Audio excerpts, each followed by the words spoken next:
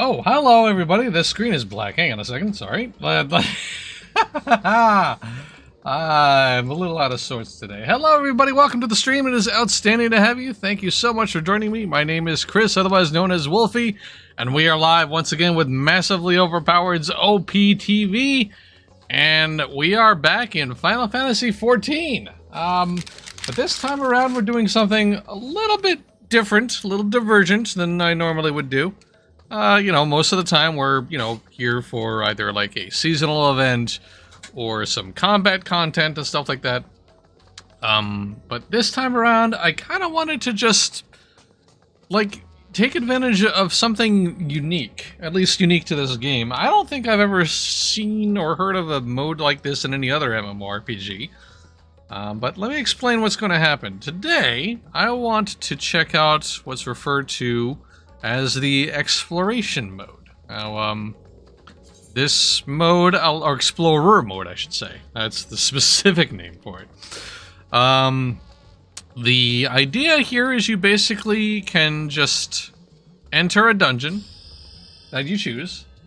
Hey, Doc Graves, thank you so much for the follow. Hello and welcome. Thank you so much for stopping by. It's awesome to have you. Appreciate that support, my friend. Hope you enjoy your visit, and hope we'll see you some more, too. So Explorer mode basically lets you just enter a dungeon without any monsters whatsoever in it. You can perform actions, you can summon a training dummy to engage attacks and actually engage your limit breaks and stuff like that. It's really, really unique. Excuse me, I had to get a sippy there.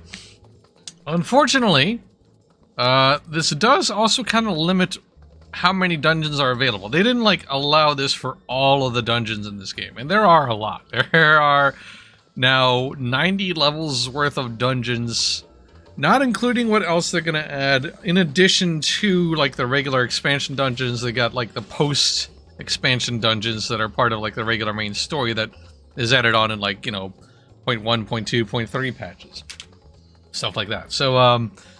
So they weren't able to provide this for everything. For example, all of the dungeons that are part of the base Realm Reborn and the post-game patches, those aren't available. The vast majority of Stormblood is not available, with exception of the Eerie and the Great Gobo Library, the hard version. And almost all of Stormblood, with the exception of the Gimlet Dark. The vast majority of it, and I believe this is when the feature was introduced, or at some point when the feature was introduced, was part of the Shadowbringers expansion. So all of the story dungeons, or most of the story dungeons, I should say, there's a couple that aren't there. Anamnesis and Eider, Amatoya's Relic, and Pagotha, those are all included. So your choices are kind of limited, but this does provide an opportunity that it's just, like I said, I don't think it's ever been done in any other MMORPG before. It's really, really interesting. And so, I kind of wanted to just look around and show things off, right? Because most of the time when you're going through dungeons, your camera is your camera is angled like this, right? Kind of pulled back and angled down at the ground so you can see whatever, markers of pain are painted along the ground. So you don't really get a chance to see. I mean, you obviously would have to aim your camera forward to sort of look at what's ahead of you, but you don't really get a chance to see the sights. So 20% of the time you're doing this, and then the rest of the 80% of the time you're this, zoomed out and angled down, so you can not get hurt, which makes sense, obviously. But it doesn't let you appreciate the area that you're in.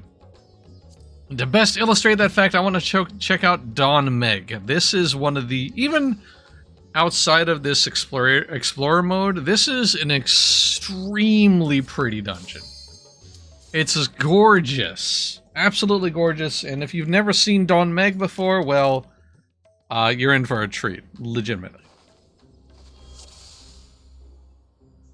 So, basically, this little icons here allows me to summon a striking dummy, And then if I really wanted to, I could just engage either limit breaks level 1, 2, or 3.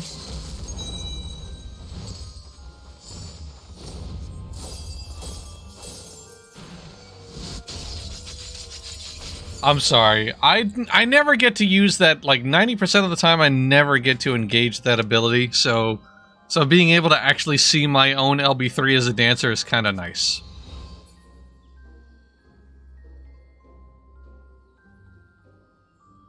Have a striking dummy scrubbed and brought to my tent. Yes, indeed. Jeeves, bring about my striking dummy. I feel like giving to Dawnmeg. Sorry for the bad accent. Hello, Moderate Peril. Wonderful to see you, my friend. Welcome. So this is Dawnmeg. As you can see, it's kind of incredible looking. Like, just... This is a land of the Fae. Like, this is literally fairy world. I won't say too much about the story for anybody watching who happens to have not gone through the Shadowbringer story. But, this place is just... It very much leans into all of the fairyland tropes, right? And also, the way it's laid out, if you check the map real quick, it kind of looks a little bit like a, at least this first portion, it looks a little bit like a mini golf course. Okay, this is one of my favorite portions right here. Oh no, I think they're already hanging. Okay. Maybe? Wait, let me walk through this trellises and see what happens. Yeah, these are already engaged, but like when you first go through this portion, like these flowers, they just sort of like summon and drape down as you're walking down this hallway. It's really, really nice. The new Porta Decomania gives you an LB3 at the end, but you have to fight the other DPS for it. Yeah, I never win that fight. Nobody wants the Dancer LB3. Nobody. Everybody wants the single target LB3. So like, if you got a Samurai or a Ninja or a Dragoon, they get LB3 priority. And even if I'm like one of the only, and even if the party is full of like ranged physical DPS, like they probably wants the machinist LB3 over mine, which is a shame because I mean, if you ask me, frankly, enemy death by lilies.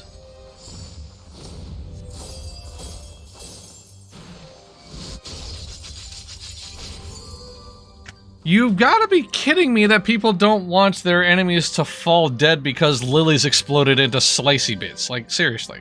Honestly. I don't know. That's just me. I'm biased. I love the Dancer class very, very much. So, you know. That's just how I am. Alright. So, we'll kind of pass through this section here. I believe yeah, this is the, So this is the first boss area. And we'll continue on to the Atelier. Which kind of continues on with this whole, like, just... This whole thing just appears to you after the main... After that boss fight. Actually, we kind of stepped forward a little bit. But that's okay. Oh yeah, this is sort of like links up to the boss area, and then this whole thing opens up. Like, just, it's really pretty, right? It's extremely pretty. Let me head into first person view to sort of like appreciate. Just appreciate this. I mean, it's so pretty, and of course you get to walk across water, which is really nice. Naturally, as you do, because you're in a fantasy world. Into Dawn Talk. If the names of the areas didn't give you any sort of indicator, and I don't think this is necessarily too much of a spoiler to point this out, the fairies that you encounter in this expansion, they're not the Hot Topic kind of fairies, or like the really pretty Trapper Keeper art fairies. These are the Tuatha De Danann type of fairies. These Fae people are brutal. They are not to be messed with. It's really, this place is just kind of, wow. again, this is, I don't really get a chance to look around too much because I'm charging pell-mell through the hallways and into the rooms. So, you know, there's enemies that just, you kind of come up and you farm, and then I don't really get to look up at, like, for example, this ceiling of water, which is incredible looking. It's so pretty. Of course, there are sections that are blocked off to you regardless, whether you're in Explorer mode or not. They just, you know, they're walled off for story reasons. You're going one very specific way.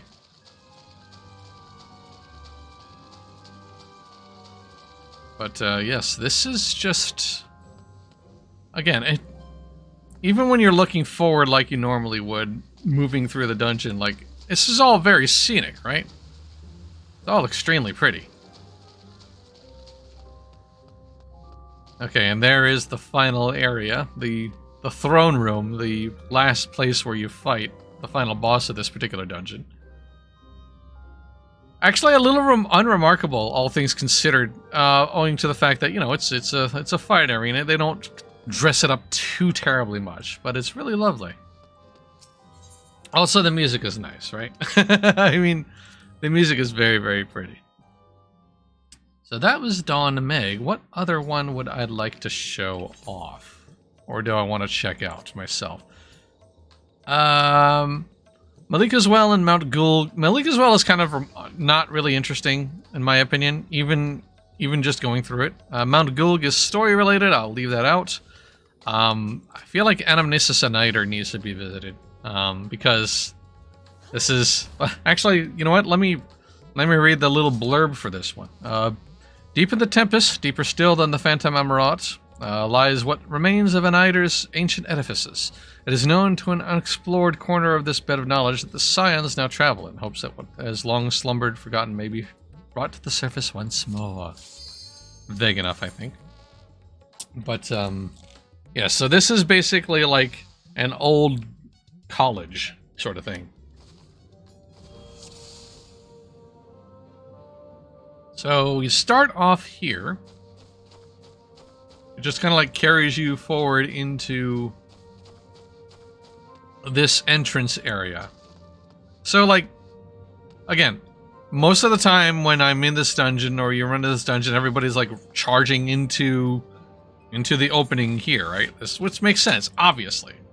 So I don't get to, I don't really see all of this stuff that's around us. That's not something I get to, or below us for that matter. It's really, really pretty. Also, the music in this dungeon absolutely slaps. If you ask me, it's a jam. Absolutely a jam. So here we are at Anamnesis. This is it. This is the school. This is the building. I don't know if it's a school or if it's a research facility or a combination of the two, but like, it's really, really cool looking, isn't it? That's lovely. I do like the this type of architecture that the Ashians put together. And if you're wondering why we're like surrounded by coral and everything like that, this is all underwater. How are we moving underwater? Well, magical nonsense. That's how. I won't elaborate much further than that. But just know magical nonsense makes this happen. A great deal of hand-wavium was cast upon this place. So, yes, let's move on through and into the school proper. So it looks kind of decrepit and nasty, right? Obviously. I mean, it's a building that's underwater. It's not going to survive a lot of that without some sort of damage. But then you get inside, and, you know, things are kind of different, right? It's a little shinier, a little nicer. And all of this stuff. Look at this. The Archive Eternal. That's... I actually don't... It's funny because I don't actually recall the names of each individual section, simply because, like, again, you're not focused on what's around you necessarily, you're just more focused on, you're sort of laser focused on the things that are in front of you. So you do not get options or opportunities to just observe and take it in. And I just love the Art Deco stylings here, right? It's kind of incredible. This sort of just very, yeah, I mean, Art Deco, that's its whole vibe, right? That's so pretty. Okay, let's move along, shall we? Actually, I'll go ahead and engage sprint to zip around this segment.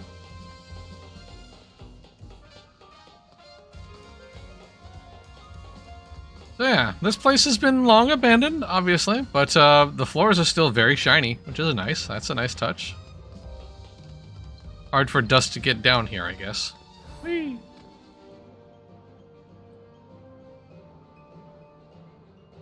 Okay, and this is the final... Wow. I say wow because, again, this is... I mean... Technically speaking, most of the time I'm looking at things from here, right? I just see the floor. So much floor. I don't really see all of this. Like for example, the ceiling is really high here, right? It's incredible. Yes, I do have Peloton as well. Yep, that's right. But yeah, that's it's just so pretty. It's so pretty. It's so pretty. They really designed some gorgeous locations. Alright, where to next?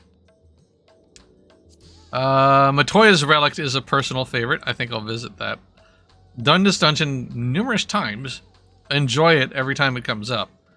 For a couple of reasons. One, well actually, for one reason. It's just all goofy Halloween vibes. I'll show you what I mean here. I'll stop talking for a moment and let us enjoy the music real quick.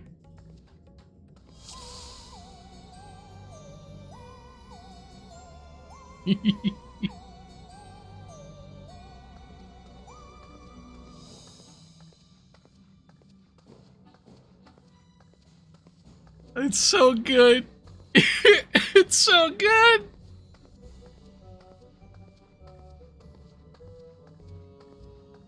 It's the whole Danny Elfman bibbidi bobbidi boo kind of thing. I love it so very much. I love it so very much. It's so good. Alright. So this dungeon is cordoned off into 3 different segments.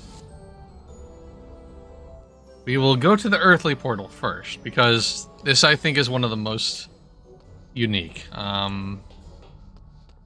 Actually, no, not the earthly. The fiery portal is the most unique. The earthly portal is pretty nice looking too, actually. This is, it looks like it's mostly, like, research materials, so this is like a literal laboratory. I don't know if this beats out Calcabrina and the Anti-Tower. No? I mean... Yeah, no, the Calcabrina theme is classic. You have to appreciate that. It's a reference to the old game, so that's always going to have a bit of a step up. But just this whole Sorcerer's Apprentice, just, it's so good. It's so good. It's got that bum bum bum bum bum bum bum cadence, and it's just whimsical. Like, it's trying to go boo at you. Like, it's so lovely. I love it. Actually, cutting through here now, this actually is not too interesting. These are mechanics that, you know, happen in the dungeon. I'll not go into it too much further than that. But, yeah, so, all things considered, the earthly portal is okay. Not too bad. Good morning, Deviant Fish. How are you, my friend? Welcome. Good to see you. Thank you for stopping in. We're doing a little visual tour of the dungeons of this game. Or the ones that I'm allowed to visit, anyway. We are here in Matoya's Relic. I actually just didn't realize until now these are all books. Those are books. I thought those were like... Those are books, right? Yeah, I mean, well, obviously these are, but like, are those all books? I thought those were all bricks. But I think this is just, yeah, stairs and books and, wow. Damn. I mean, Matoya, she has a couple of books. Alright. Water portal now. And, the first thing you notice if you decide to look down is there's just, I mean, it's a very long drop. Like, this whole thing is just a big, long drop down into other locations. And engage. Whee! And like, as you go along, you literally have to like throw yourself off of cliffs in order to progress. Again, kind of nasty, which makes sense. I mean, this place is, you know, soaked with water. It's actually kind of... It actually feels like it's humid in here, too, right? Like, it's kind of... Feels like it'd be kind of sticky. Any trust can be a walking tour if you want. The NPCs are incapable of getting mad at you. This is very true. You're not wrong, Toaster Master. But, there is something to be said about being alone to your own goofy devices when you're doing it this way. Only way to see the Heavensward dungeons this way is to use the GC squadrons or have an understanding pre-made. Yeah, exactly. Or you can go into them unsynced. That's another option, but then you also still have to fight. Now, while the rest of this part of the dungeon is kind of it's alright. The actual, like, fight arena for the second boss is really, really cool. This is actually really neat looking. And the fight itself is actually one of the most interesting of the entire series, of this dungeon, in my opinion. It's actually really, really cool. But now we're going to get to the really neat portion of this dungeon, in my opinion. And that is the fiery portal section. You'll understand why if you've never seen this before. So we go into the fiery portal. You assume, you know, it's going to be hot. It's going to be fiery. You are probably not suspecting you will find rainbow lava, however. That might be a surprise. Look at this place. It looks like a psychedelic candy factory. It's so cool. Just look at this. Look at this. It's amazing that you can't just be allowed to stop and marvel at all of this. Like, just... It's so neat. It's kind of astonishing, right? And you got these lava lamp bubbles and stirrers and things. Like, it's so... It's incredible. This is one of the reasons why I love this dungeon. Well, another one of many reasons why I love this dungeon, frankly. It's got just so much character. It's full of character. And full of color, which, you know, I love. I enjoy when a game's palette isn't just variants of brown or brown-green or gray. Like, there is not much gray to be had here.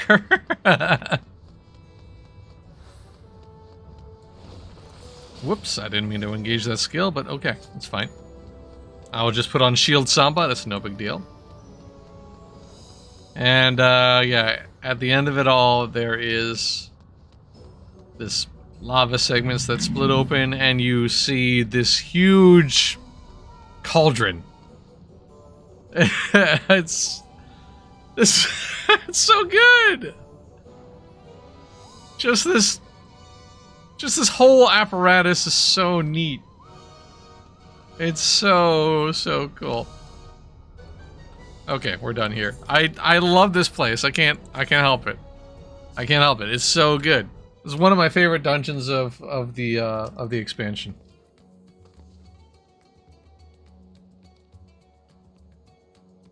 Like, the story leading up to the point was really interesting.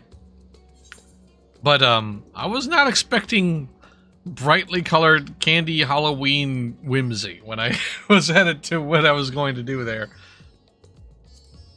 Okay, where to next? I think we...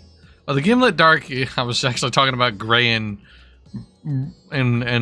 depressing earlier. Yeah.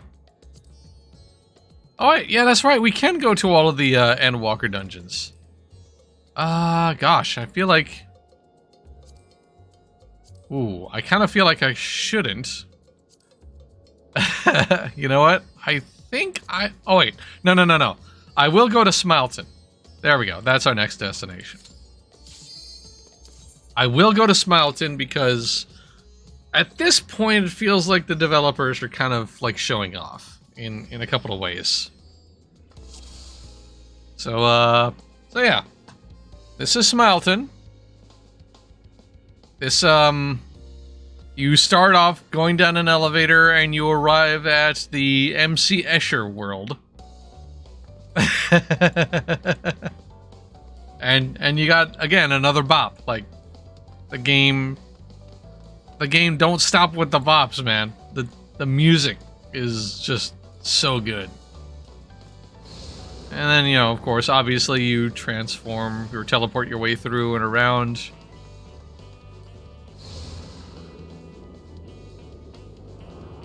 It's just insane. Like, I can't imagine. And look how far this all goes, right? Like, you're, again, going through some pretty specific corridors, right? This is all very guided. You're going here, and you're going here, like... But they kind of just put out all this extra stuff out there. Like, it's incredible looking.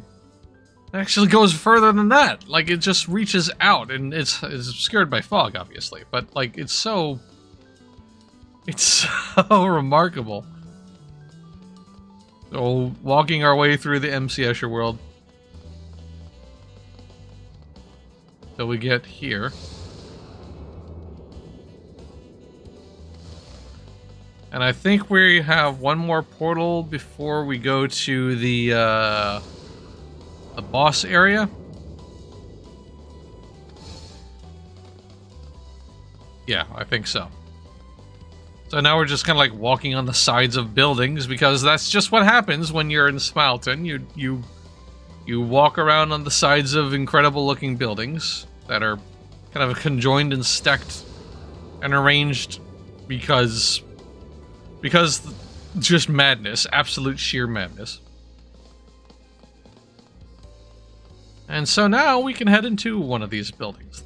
We move from the Smile Port onward through the many ways. And here we are now at the Block of Dreams. So it's a bit of a shame they actually... Oh wait, there, it did animate there, but like, as you're approaching, like, portions of this place spin into position. Like, it's kind of incredible looking. Yeah, see, there, we had something move around. Again, just complete nuts. Just absolutely incredible looking. Like, this whole thing is just it screws with your head in the best way. It's so cool. I actually didn't notice that thing was just constantly spinning until just now.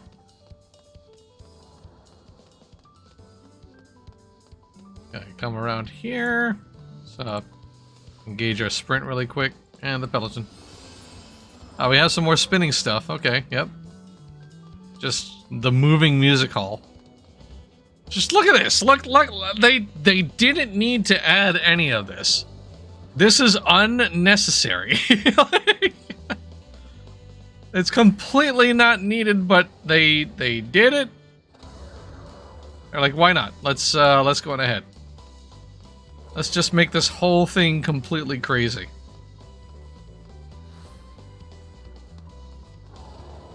Which is actually kind of funny because, like, the second boss fight of this dungeon is, it's alright. It's not remarkable.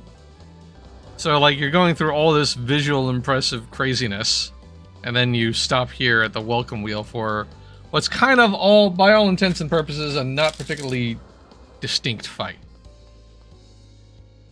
So you feel like, oh, that's a bit of a letdown. And then you come here into the under construction, and like, oh, okay, so the actual things are disengaged, but like you can see if this dungeon was actually live and kicking, you would see all these arms are like literally like printing out these blocks, the sections of the floor. Like there's arms that are moving around and just lasers firing and things being built as you're walking through this area. Actually, this dungeon was showed off, or yeah, I did go through this dungeon when I was doing roulette, stream with some roulettes about a couple of months or so. A month back. Happy Street. I didn't just realize it's called Happy Street. But yeah, it's just crazy looking.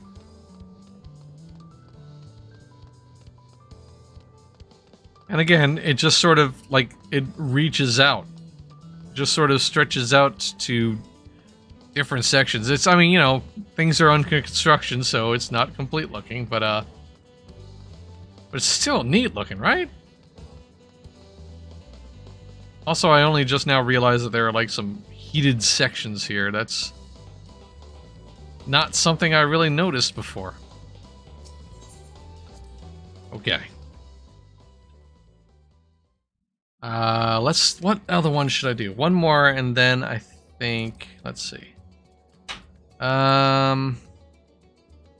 don't want to do Gimlet. I feel like we could check out the Katana Revel. This is one of those, alright, yeah, actually, you know what, now that I'm thinking about it, the Katana Revel is a great one to show off if you've not seen it before. But yeah, this one is, it's nice and Aztec Palace. It's really cool. Also, again, music is great.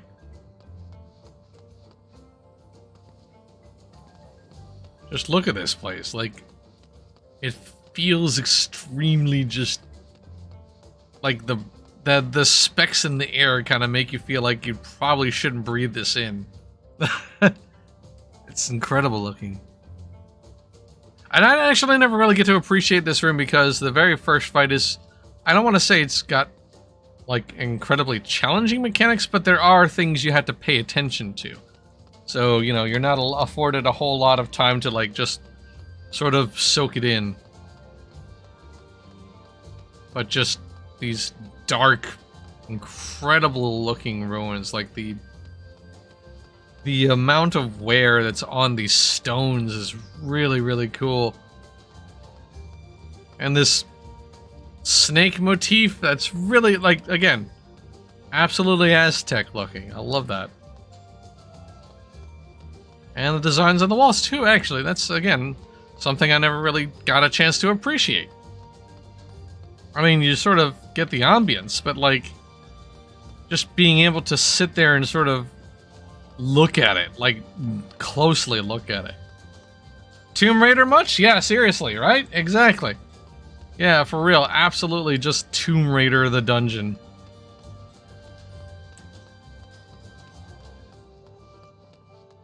And so it comes to this fight arena that's just ahead of us. Kind of dash on through to it.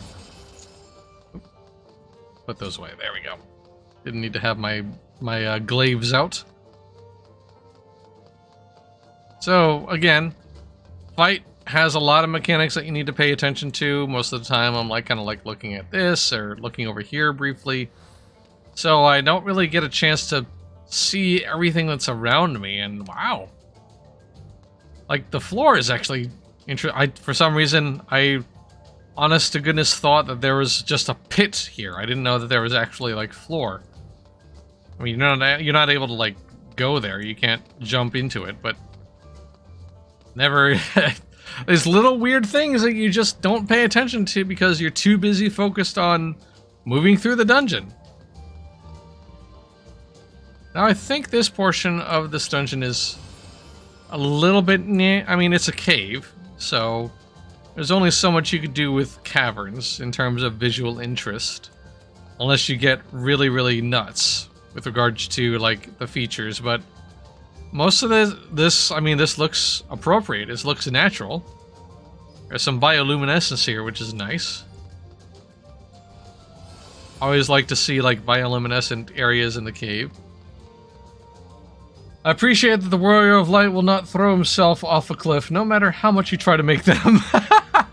Yes, they have business to tend to. Oh, this is water.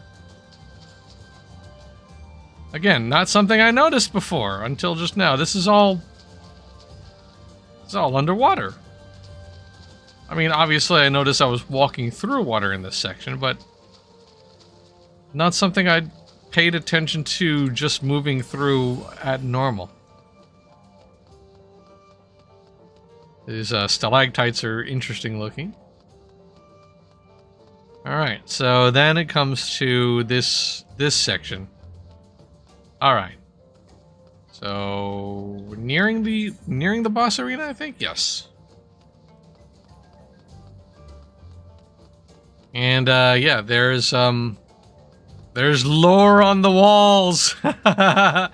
There's lore on the walls. I will keep my head down. I forgot there's lore on the walls. But after you go through here, I mean, you're actually afforded. All right, I remembered why I wanted to show this dungeon off. Because this is one of the dungeons, even through regular runs, where you're allowed to take in a bit of a vista. Just look at that. I think I remember when I first ran this dungeon through during like my leveling up in Shadowbringers, like I remember the party I was with just stopping. We paused for a moment because just stepping into with just all of this, like, it's incredible looking. Absolutely gorgeous. Rounding a corner into that beauty it's hard to not stop for just a brief second. And now I got a chance to actually appreciate all the other stuff that's around me. The waterfalls and the architecture and the rocks. As we're just kind of like flinging ourselves off of waterfalls and fighting enemies as we go along in this point. Beautiful. Just beautiful. Also, probably stupendously loud, you know. People are like, oh, I want to live next to a waterfall. And you're like, no, you've never been near a waterfall. They're really, really hecking loud. Like, you genuinely, you think you want to be near a waterfall, but you don't. They're impressive, but, you know, it's also huge amounts of rushing water. That's noisy. Just look at the greenery, though, man. Just, again, like Welshfox said earlier, it's Tomb Raider, baby. I like the ones, and I like the waterfalls, and like I want waterfalls like the ones in Naboo. Salt. All right. Time for fun now. Whee! Do a little bit of Disney's Tarzan and slide into the final boss arena. Which, again, don't get a lot of chance to see too much around us, so this is really, really pretty. Gorgeous. Absolutely. And there's where we came from. Just go to first person mode and appreciate, right? It's so pretty. So pretty. I love it. Okay, let's get on out of here. I think we'll show off one more. Let's let into the final boss arena. Yeah, it's weird. It's not a rival that you usually get very often. Okay, let's see. Where to next? Let's see. There is a couple in Heavensward. I think we wanted to... Yeah, I wanted to check out the Great Global Library. I don't think the lore pieces that are in the dungeon are active during exploration mode, but we'll find out. Okay.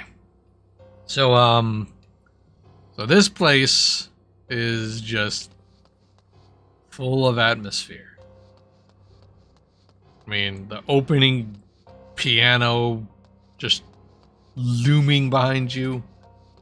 I actually never really get to walk around this section, too. I mean, there's not much here. It's a library. There's just desks, but portions of this dungeon that I would never really get to see because we're all running down this way. The School of Phantasmagoria. Yeah, I don't think the lore pieces are here, yeah, because I remember there was one here. There's like little books that are scattered around. Oh gosh, this place is actually really high. Oh wow. I actually, honest to goodness, never really noticed that. So when can we get to explore the trial and raid levels next? I mean, the trials are just, you know, they're arenas. They're not really too interesting. They're thematic and... Oh wait, there is the books. Okay, I stand corrected. They're thematic, but I don't know. I mean, they'd be good for screenshots, sure. But then again, you could just go into one of the older trial sections unsynced and smirk the boss and then take your picture then. The raid sections, though, being able to go into Explorer mode in some of the raids would be really cool. The little books get upstaged by the big book that's a jerk. Once upon a time, there lived a free-spirited boy who loved to play in the forest with his pet chocobo, but the forests were fraught with peril, and one day a band of brigands ambushed the boy, spiriting him away to the harsh mountains of the north. Yet there be dragons there, and as they rode up the mountain path, one of those majestic beasts came swooping down from the heavens. The boy's chocobo reared in fright, sending the boy tumbling down the mountainside to his nigh certain demise. And yet the gods saw fit to spare his life, if only meagerly so. As he lay there, battered and broken, all manner of foul beasts drew near, threatening to rip him limb from limb. Just as the boy was making his peace with the 12, another dragon appeared. A smaller creature, yes, but even a small dragon is a fearsome opponent indeed. It was then that the strangest thing happened. With a mighty roar, the dragon turned upon the circling beasts and spit forth a burst of flames that reduced them to so much ash, saving the poor boy's life. With what half seemed a smile, the dragon approached the wounded child and gently raised him up to sit upon his back, and the two flew off to the gods nowhere. I would have never been able to read that, let alone read it aloud. Like, seriously. That's not something you're allowed to do when you're running this dungeon, except when you're doing this with trusts. If you're running this with people, like, nah, you don't get to stop to read. No reading in dungeons, only combat. This place is just so neat. I kind of like enjoy the visual trickery here with like the fog that's sort of like locally centered around you.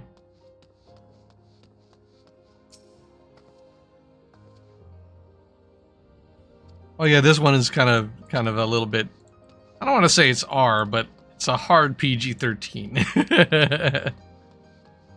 So we'll move on. Fun fight here. Not really remarkable as far as visuals in terms of the arena itself, but a fun fight nonetheless. And then you come down here. It's not going to show it off, but like as you walk through here, these candelabras all light up. Which, I mean, I am a huge sucker for the Castlevania nonsense, and this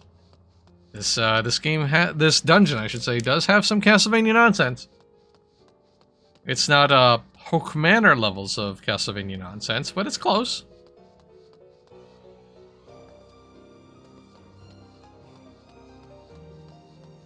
Come around here through the ink blots. So these are ink blots. I'm pretty sure that's ink. About 90% certain that's ink, probably. Over the Horizon Redux. We never go into this room, so I never saw this book. Hang on a second. It is widely known that the Mamul is let's try that again. Wow. It is widely known that the Mumuljah boast one of the most impressive indigenous societies to be found in the New World. It would be a mistake, however, to view the Mumuljah as a single, uniform people.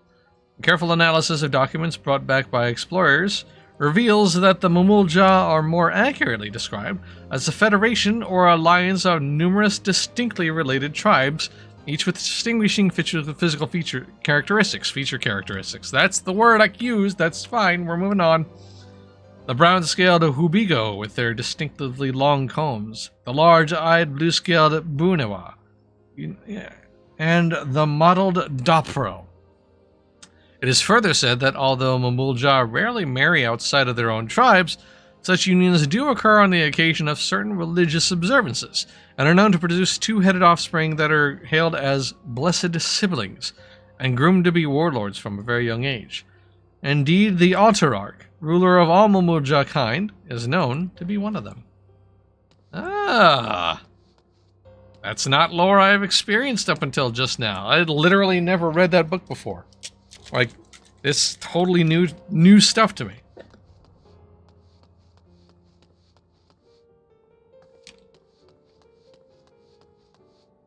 Okay, more fogs, more books, more dank, dusty stuff. This thing.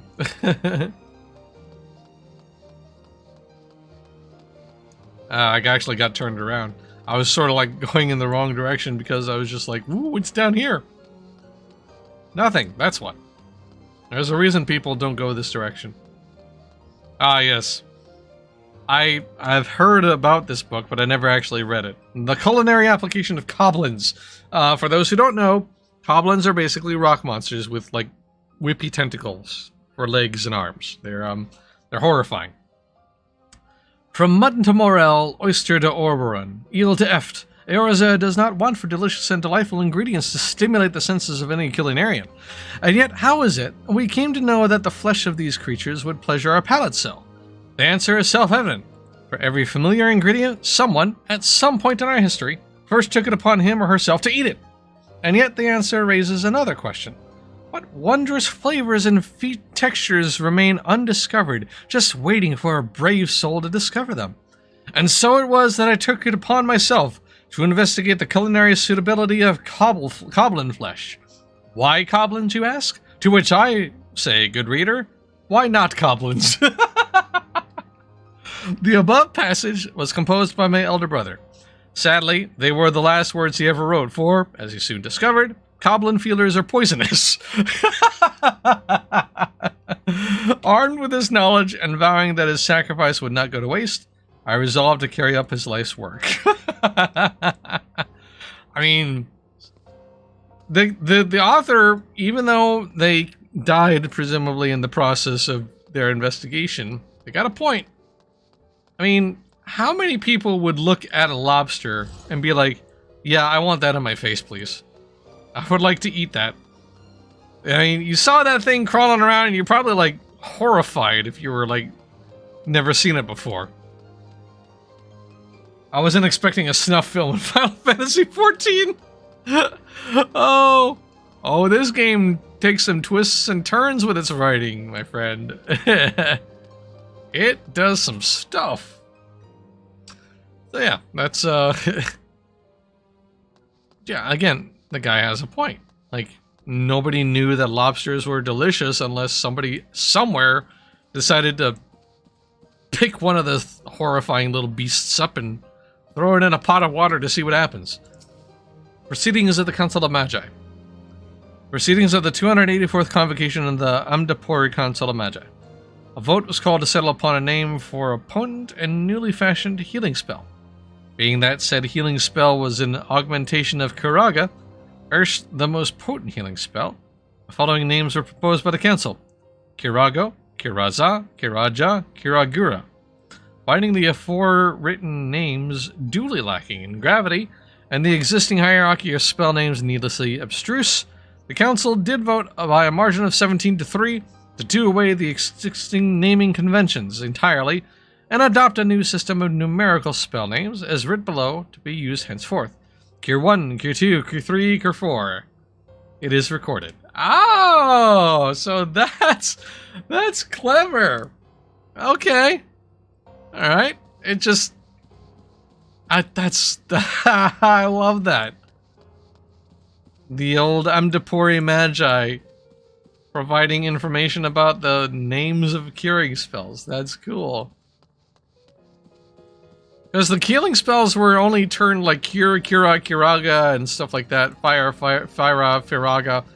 They only turned into that in like later Final Fantasy games. That naming convention came later. They always were in the classic RPGs. Cure 1, Cure 2, Cure 3, Cure 4. Fire 1, Fire 2, Fire 3. You know, stuff like that. They had the numerical naming conventions. So that's a fun little. A literary analysis of The Boy and the Dragon Gay. Many scholars believe that the popular children's tale of The Boy and the Dragon Gay is, in fact, an adaptation of an older Ishgardian myth, one telling of which is transcribed below for the reader's reference. In a bleak village on the outskirts of Kurthis, there lived a shepherd boy, poor but kind of heart. One day, a band of ruffians came and spirited the boy away, seeking to deliver him to a slave trader in hopes of earning some coin. No sooner had they left the village than they were set upon by a great dragon. Down from the heavens it swooped, tearing the blackguards limb from limb and charring their carcasses with hell's fire. But it was by no mere chance that the great worm had found them. No, the boy had befriended the great worm some time ago, and it had sensed the danger to its dear friend. Alas, in the chaos the boy had tumbled from the mountains and lay half dying at the base of the cliff. Seeing its dear friend laying there, battered and beaten, the dragon gave unto the child of its blood. So it was that the boy took to the skies as the worm's minion, flying off to only where the gods know where. Ah, that's neat. Little layers and stuff. Again, didn't the Amdapori exist 2 calamities ago? I wonder how their custom survived all that time. That's a good question. I assume probably their writings. I mean, not everything that the Amdapori had was brought to ruin during the calamity that they were a part of. I think that was the 4th Umbral Calamity? I forget which one. But, I mean, there's still some pieces of the Amdapori and the Mach that survive.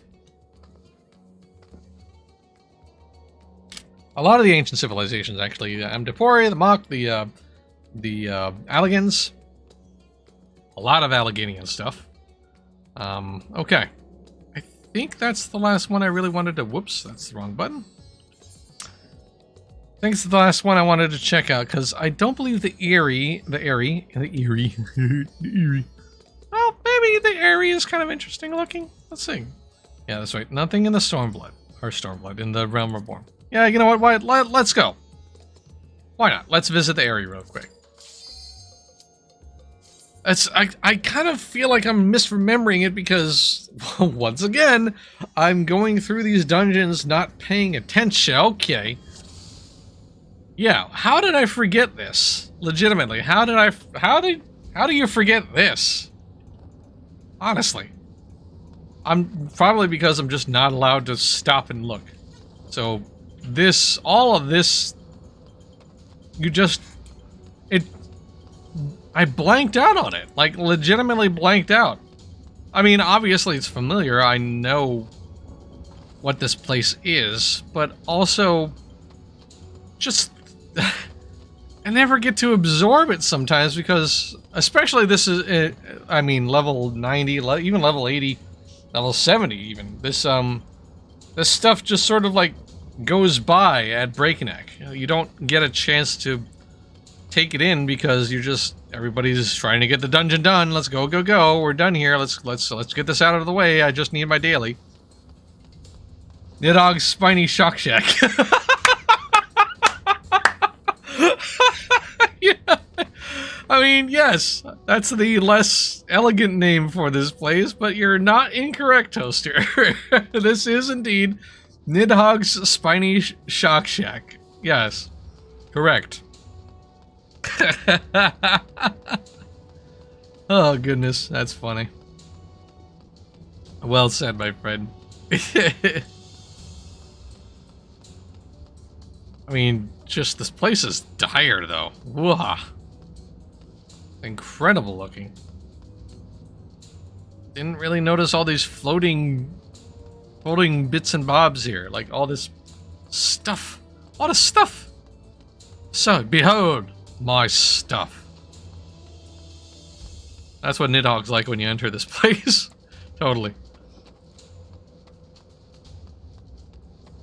But yeah, you're just sort of like charging along and wow, there's a whole dang section of runes just straight up spinning around out there. Why not? Dude. Alright. That's a thing. Shit, look at this. I never honest to goodness, never noticed this. All the other dragons, beautiful floating sky palaces. Nidhogg, that. Yeah, that's that's what Nidhogg be like. He's an angry boy. And going through Heaven's Word, you are given pretty good explanation why he is angry boy. Akfalai. I forget it. I think they actually did develop or create a full-on draconic language. Whee! Whee! Excuse me. Pardon me. Bit of a tickle in my throat there. Alright. Again, just something you go through. There's like gross webbing here because... But...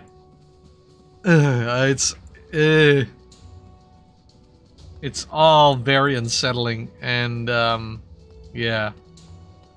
I kind of appreciate how they sort of... I believe... I mean, this is an Eerie, so, you know, dragons are birthed here. I kind of appreciate how it's not necessarily like... I guess I want to say it's not really pristine, right? The eggs and everything here is just... It's all very... Well... You know, it's appropriately biologic, for lack of a better word, and gross. Like, this looks deeply unsettling on purpose. Like, this is genuinely... Like, dragon eggs are probably really horrible. They're probably like gross crocodile eggs. Or, I don't want to dwell on it too much because ew, but you know, yeah, that's the point of this whole place is ew. You're literally brought here to see the ew. Oh, you're curious about how, what a dragon's roost looks like? What a dragon's eyrie looks like? Here you go. Enjoy the ew. Have fun. Now we are at the Eerie Apex. I legitimately don't remember the boss. I don't remember this boss here. I don't remember the fights too much in this dungeon, to be very honest with you.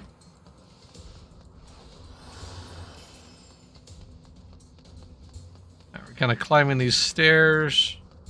And I believe this is just sort of like cuts through a bunch of different ruins and stuff. Like the way to them is sort of like only opens up after you go through individual portions of the dungeon. You like clear fights and then stuff is just falling all around you. Like this place is crumbling. I think we came here to satisfy Estinian's murder addiction. Ah, yes, I knew what you're gonna say there. Yes, pretty sure that's why we're here.